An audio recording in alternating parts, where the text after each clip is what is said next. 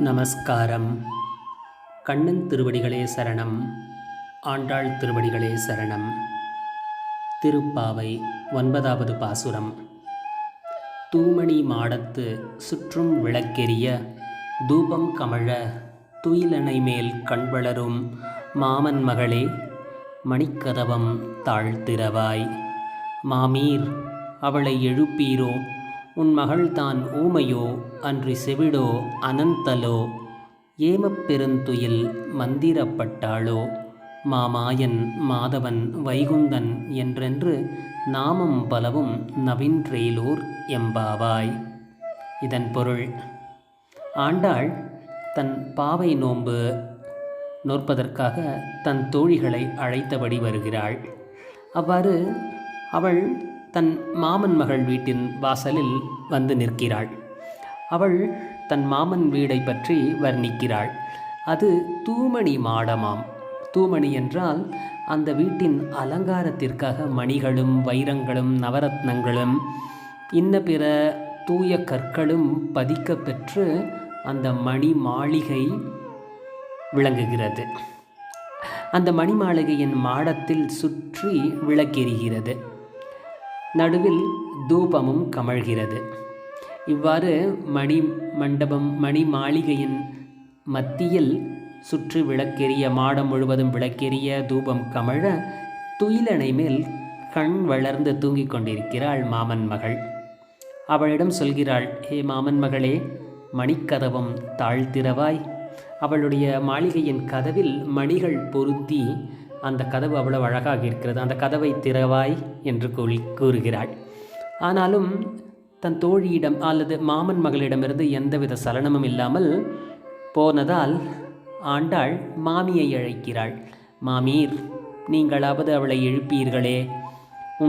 அவள் கூறிவிட்டு மேலும் கேட்கிறாள்: மாமி, உன் மகள்தான் ஊமையா? ஏனென்றால் நாங்கள் கூப்பிடுகிறோம், அவளை அழைக்கிறோம் பாவை நோம்பிற்கு. ஆனால் அவள் பதில் ஏதும் சொல்லவில்லையே, அவள் ஏன் ஊமையா என்று கேட்கிறாள். இல்லை, அவள் செவிடாகி போய்விட்டாளோ? நாங்கள் கூப்பிடுவதே அவளுக்கு கேட்கவில்லையோ? அல்லது அனந்தலோ? இல்லை, ஏமப்பெருந்துயில் மந்திரப்பட்டாளோ? ஏனென்றால் இவ்வளவு கூவியும் அவள் எந்தவித சலனமும் இல்லாமல் பதில் சொல்லவில்லையே. ஒருவேளை அவள் அனந்தல் என்றால் சோம்பலில் மூழ்கினாளோ? அல்லது சோம்பல் அவளை ஆட்கொண்டு விட்டதோ? இல்லை, ஏமப்பெருந்துயில் என்னும் ஒரு மந்திரத்தில் சிக்கி அவள் தூங்கியபடி இருக்கிறாளோ என்று கேட்கிறாள். மேலும் அவள் சொல்கிறாள்: ஆண்டாள், மாமாயன் மாதவன் வைகுந்தன் என்றெல்லாம் நாம் நாமங்களை ஜபித்தபடி பாவை நோன்பை அனுஷ்டிக்க வேண்டும். நாங்கள் மாமாயன் மாதவன் வைகுந்தன் என்றெல்லாம் நவின்றபடி, அதாவது சொல்லியபடி பாடியபடி வருகின்றோம்.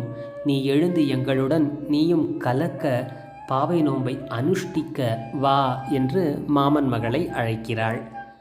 இந்த பாசுரத்தை மீண்டும் பார்ப்போம். தூமணி மாடத்து சுற்றும் விளக்கெரிய தூபம் கமழ துயிலணை மேல் கண்வளரும் மாமன் மகளே, மணிக்கதவம் தாழ்த்திரவாய். மாமீர், அவளை எழுப்பீரோ? உன் மகள் தான் ஊமையோ அன்றி செவிடோ அனந்தலோ? ஏமப்பெருந்துயில் மந்திரப்பட்டாளோ? மாமாயன் மாதவன் வைகுந்தன் என்றென்று நாமம் பலவும் நவின்றேலோர் எம்பாவாய்.